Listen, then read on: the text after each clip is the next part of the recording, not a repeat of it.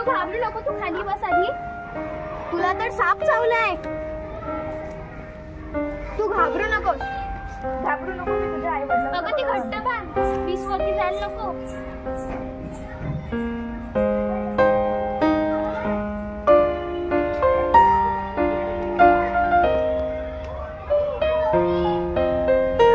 विष वरती जाऊ नये म्हणून त्यांनी त्यांच्या मैत्रिणीला पायावर घट्ट पट्टी बांधली. अशा प्रकारे त्यांनी त्यांच्या मैत्रिणीचा जीव वाचवला. असे प्राथमिक उपचार आपण लहान लहान लेकरांना सांगितले पाहिजे.